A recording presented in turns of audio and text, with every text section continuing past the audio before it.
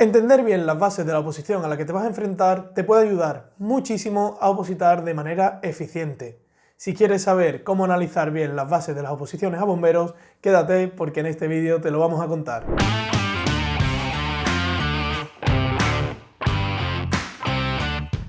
Bienvenido o bienvenida a un nuevo vídeo ninja. Yo soy Antonio Ruiz, profesor de la Academia, y hoy vamos a hablar sobre cómo entender y cómo leer bien las bases de las oposiciones a bombero. Antes de nada, te recomiendo que te suscribas si aún no lo estás a nuestro canal de YouTube y que le des a la campanita para que te avise de todas las novedades que vamos subiendo, vídeos, entrevistas, consejos y demás que te van a ayudar a llevar mucho mejor la oposición. Ahora sí, vamos a hablar sobre cómo analizar bien las bases de las oposiciones a bomberos. Decir que obviamente el orden y la forma en la que aparezca la información en las bases va a depender mucho del lugar y de la administración que convoque las plazas que se ofertan. En primer lugar, algo que parece evidente es saber de qué son las plazas que se están ofertando. Esto parece de perogrullo, pero no es lo mismo una oposición a bombero especialista que una oposición a bombero conductor. Esta designación aparecerá al principio del todo, junto al número de plazas, el subgrupo al que pertenece y el precio de las tasas que habrá que pagar. ¿Qué es eso del subgrupo? Pues esto hace referencia a la clasificación de los funcionarios que hace el Estatuto Básico del Empleado Público. Seguramente te lo vas a tener que estudiar. En general, las plazas de bomberos se encontrarán en el grupo C, subgrupo C1 y C2. Esto, por supuesto, tendrá mucha relevancia una vez obtengamos la plaza, pero también lo tiene previamente a ello, ya que según el subgrupo en el que se encuentren las plazas, pues tendremos unos requisitos u otros. En el caso de que sean del subgrupo C2, tendremos que tener al menos el título de la ESO o equivalente, y en el caso de que sean del subgrupo C1, tendremos que tener bachillerato o equivalente. Por supuesto, los requisitos los tendremos que analizar, y no solo tendremos este de la titulación académica, tendremos también unos que generalmente se encontrarán en todas las bases. ¿Cuáles son estos? La nacionalidad española, ser mayor de edad y menor de la edad de jubilación, tener los títulos que te acabo de mencionar y no haber sido separado anteriormente de la administración pública. Además, en el caso de que se trate de una oposición de bombero conductor, tendremos que cumplir los requisitos de los carnets de conducir que nos especifiquen. Estos dependerán de los vehículos que tengan en el servicio, pero normalmente nos encontraremos con que tendremos que tener el carnet de conducir tipo C y C+E, en algunos casos también el D. Para cumplir con los requisitos tendremos de plazo hasta el último día en el que se pueda realizar la instancia de la oposición. En lo que se refiere a la presentación de las solicitudes, a lo que es echar la instancia para participar en la oposición, también en las bases nos vendrá todo muy detallado. Nos tendrá que aparecer el tiempo y la forma en la que debemos realizarlo.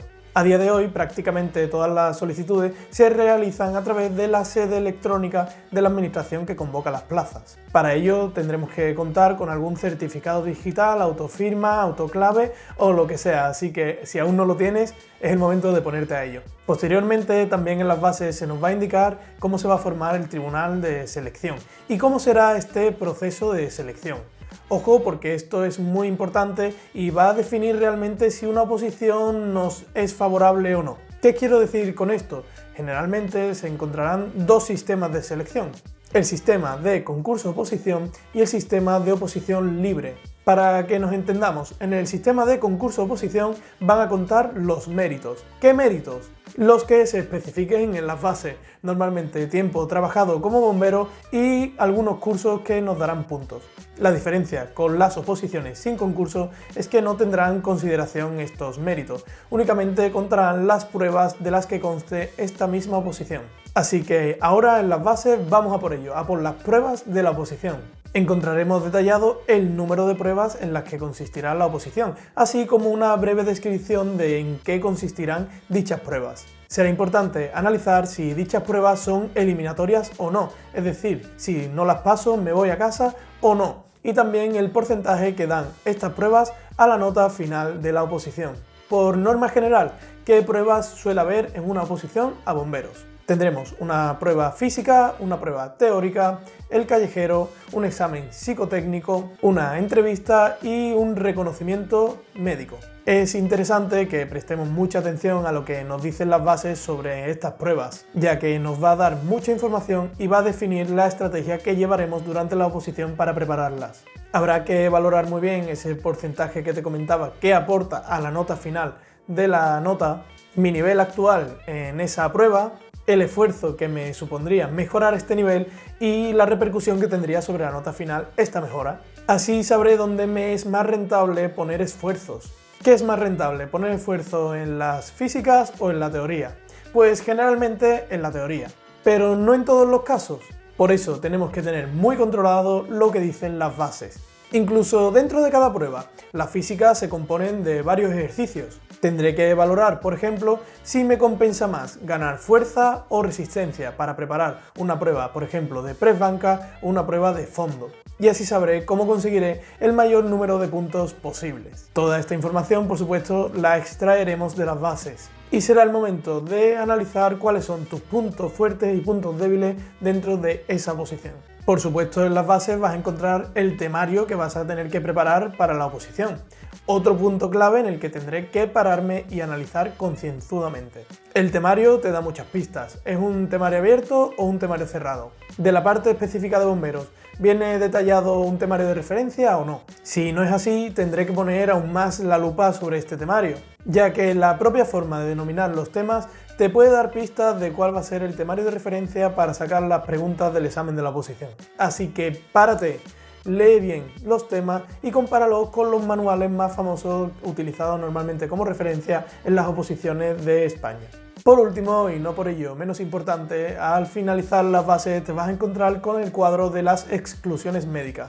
Todos aquellos problemas de salud o dificultades médicas que puede provocar que seamos excluidos de la oposición. Esto hay que tenerlo en cuenta y si tienes alguna duda de algo en concreto, lo ideal es que acudas a tu médico con las bases y le preguntes si superarían las pruebas que te pueden hacer para comprobar esta dolencia.